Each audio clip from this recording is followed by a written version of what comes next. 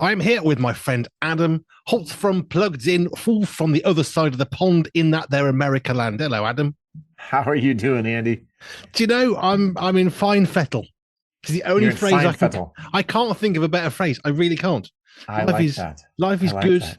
positive, great friends, great family, great supporters. It's just magazines coming out tomorrow. Everything is making me feel happy. That's so good. And I think it's a great reminder. Obviously, we get together, we talk about movies, we talk about music, we talk about popular culture and its influence on us.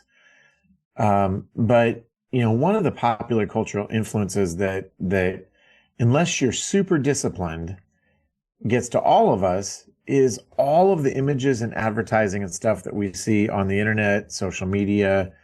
And we've seen over the last 12 or 13 years, people's mental health has gone off a cliff, Yep. right? And the speculation is at least part of that. There are a number of reasons potentially, but one of them is that when we compare our lives to other people's on social media, we typically end up on the short end of the proverbial stick, right? Other people's lives often look better than ours. And I think part of the solution is to, do the adult and mature thing and just limit your social media exposure. That would be at the most basic. But I think related to what you're saying, it prompted this thought.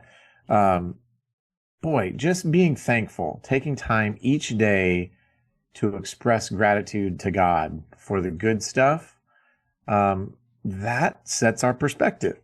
And the world, and especially the entertainment world, is constantly telling us we're lacking something. Yep. And maybe we lack an experience, maybe we feel like we lack looks or youth or whatever.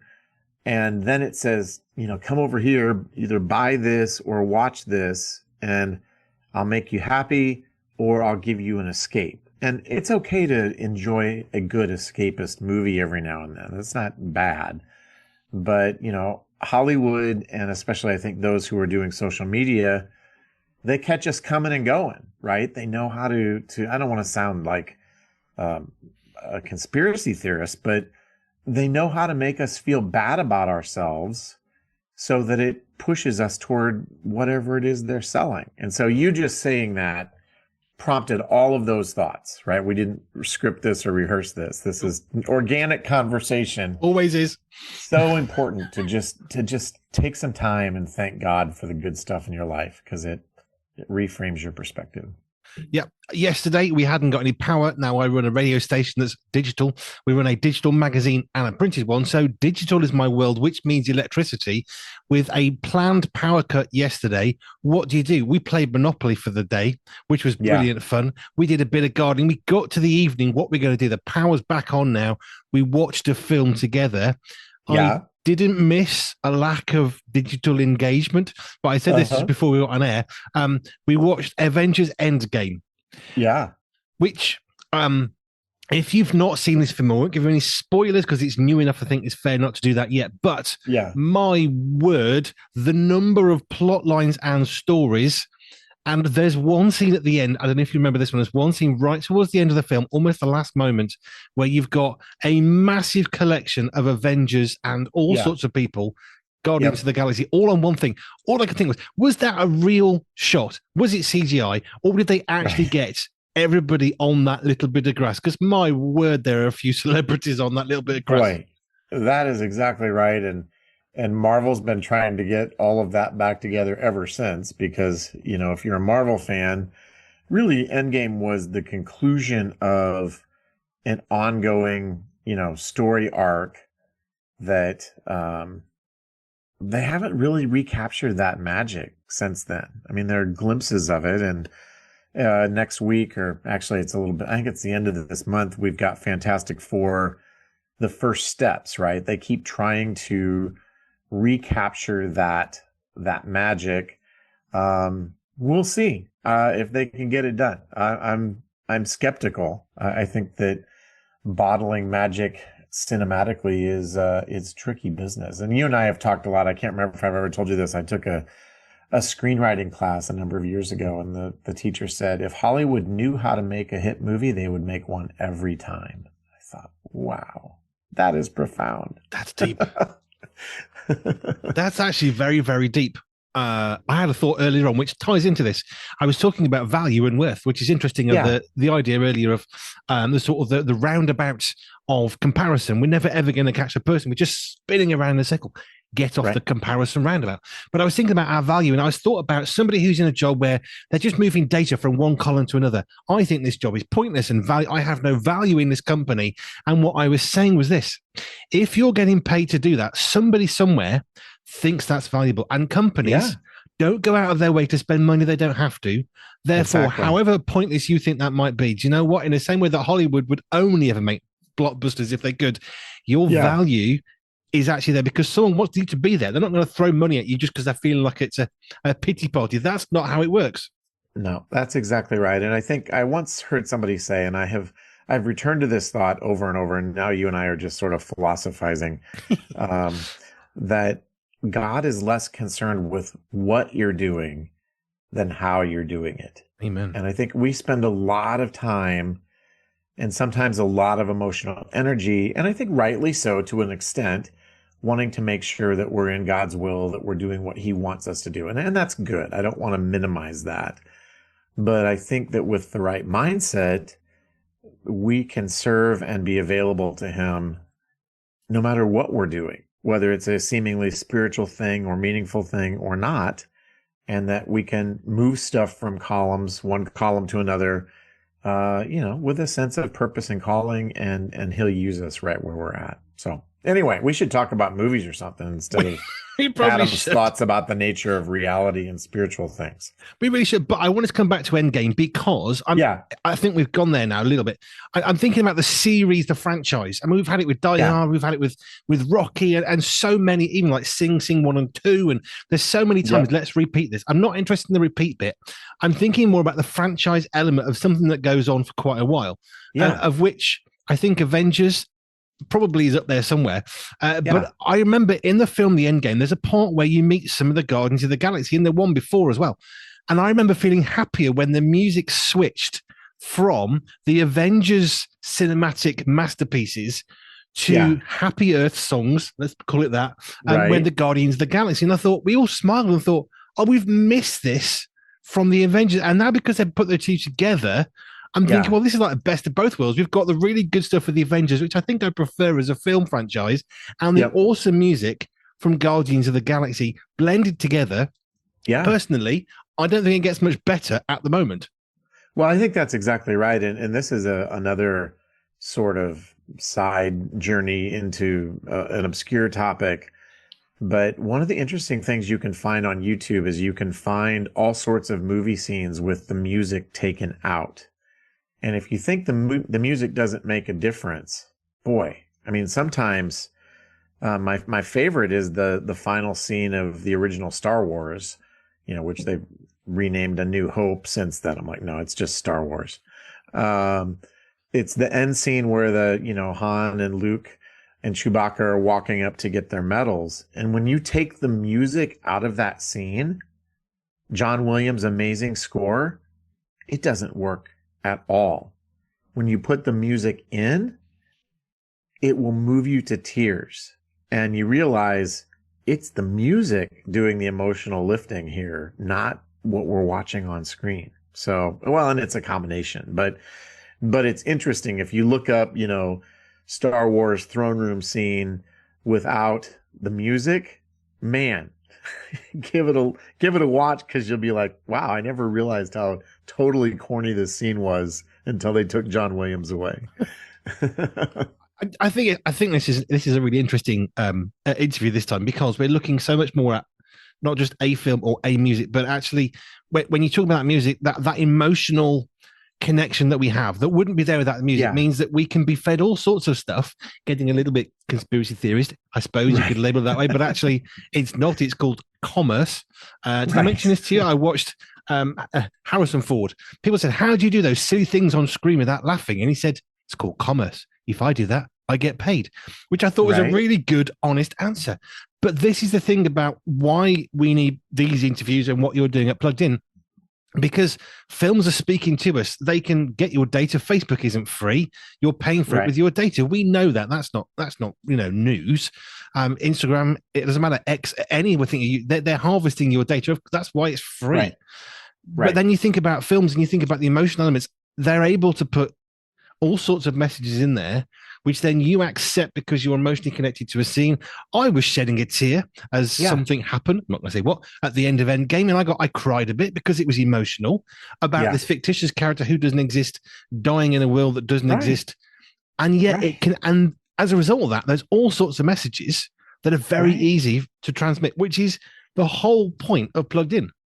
No, that's right. We want to help you really think about movies and think about not only movies, but entertainment across the board, whether that's music, TV, video games, books, YouTube channels, technology, because there is a constant um, invitation to experience a story, to experience ideas, to experience images that shape the way we think. And every bit of it has a worldview. It's all created from somebody that has a point of view somewhere in reality, right? And sometimes that worldview lines up with mine, especially if it's created by people who are of the faith. Other times it's diametrically opposed, and sometimes and what might be most usually, it's a little bit of both, right? There's some good stuff and some bad stuff, and we have to make a judgment call. Is engaging with this story going to be a redemptive use of my time as a Christian? And let me just give you a spoiler warning. This week we've got Jurassic World Rebirth. Speaking of music and franchises, they said, well, what else can we do here? How about if we call Black Widow and get her involved? No, Scarlett Johansson stars as a mercenary hired to protect a bunch of pharmaceutical guys trying to get DNA from dinosaurs so that they can make millions of dollars. And it feels like we've seen this before, but the franchise keeps making money. And as long as we keep buying tickets, they're going to keep making those movies. And frankly, the best thing about that movie is, again, John Williams' score, right? Da, da, da, da, da, da. I'll stop singing because nobody pays me to sing. But that's one of the best things about that entire franchise is that we connect with the grandeur and the beauty and the awesomeness of dinosaurs through this music. So anyway, I just said a whole bunch more stuff there, but you'll find that review this week at Plugged In Online. I know Pluggedin.com, excuse me. I know we're taking a bit of a tangent from my usual thing, but actually, this is, in a sense, this is the core and heart of why you and I get together to talk about this, because it Yes. isn't just here's a film, a YouTube channel, here's a book, here's what you need to know. It's the reason behind it. And you said this right at the very beginning, that you think God is more interested not in what we do Yeah. than why we do it. We sort Yep. of almost glibly say, well, God's after our heart. I mean, that's a nice religious little Right. thing. What it really means is God cares more about why we're doing stuff than the what of what we do, Yeah. because it's how we're doing that's important. And when it comes to films, it's understanding. I just love the way you read that, but it's how we spend our time. Yeah. Yeah. There's a stewardship angle. There's the idea that the world's way of doing things permeates so much of our entertainment, and it could be influencing our thinking, our believing, our actions in ways that we're not even consciously aware of, right? And it can do that through our emotions.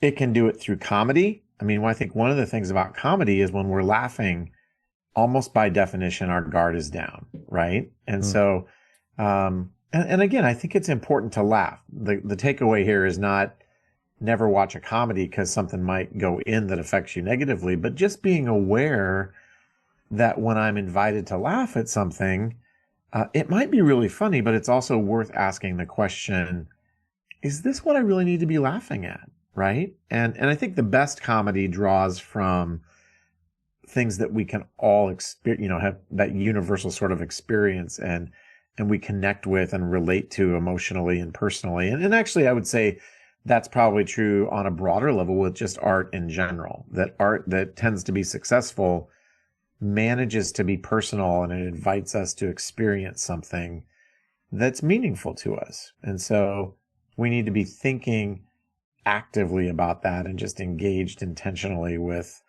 this world of entertainment that's everywhere through our screens, right?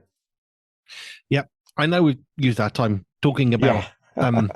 the reason for plugged in, but I think actually, unintentionally, this is really important stuff because we do need to consider what it is that's going in, and either it's going to affect us in one way or another.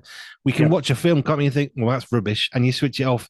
It's affected you. I mean, it might not be a positive effect, Right. but it affects you to switch it off. Or a music, or you're reading a book, you think, I don't want to read that anymore, either because it's something we don't like, or just because we're not enjoying it. Yep. But I think you hit up on a really important point that when we're laughing, yeah, our guard is down. As I say, don't not watch comedies. Comedy's good. I love crying to the point my stomach hurts with laughter is a good thing. However, like you say, we do need to be cautious about that. Yep.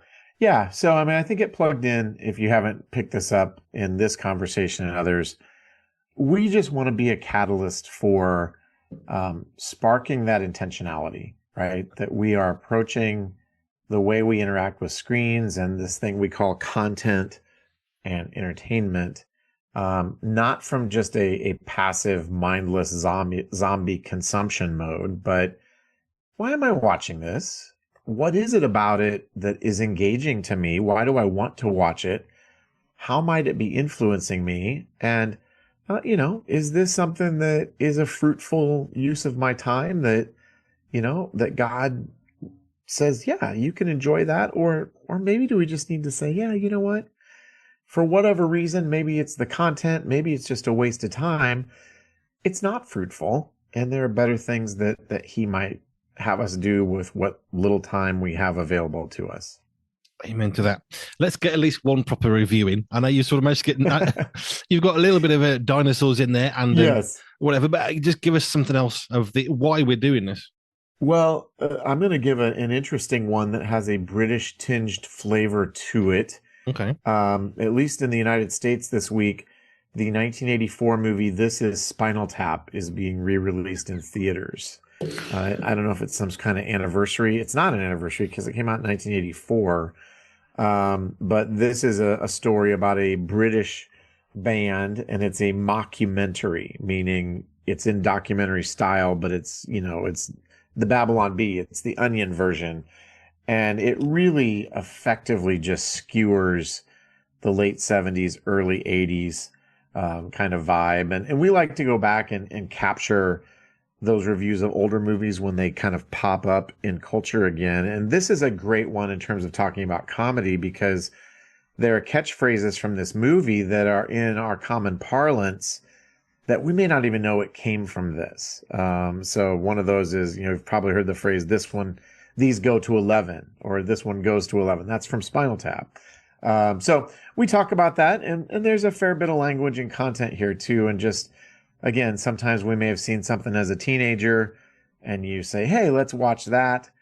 And then you realize, oh, wow, that's rated R. And here's why it's rated R. And it's not the worst, adult R-rated content I've ever seen by a long ways, but there's plenty of language here too. So you can check out our full review of This Is Spinal Tap from 1984. Turn it up to 11 as we finish. We have that on our show. Family Focus from 5:30. We have Turn It Up to 11. Tunes with a beat to get you going. We actually from the inspiration of Spinal Tap. There you go. Right, Adam, pluggedin.com. Thank you. Yep. And next week we'll get back to some more specific reviews. Yes, we will do it. We'll have lots to talk about. Always enjoy talking with you, Andy. Thank you so much. Take care, mate. Bye. Bye.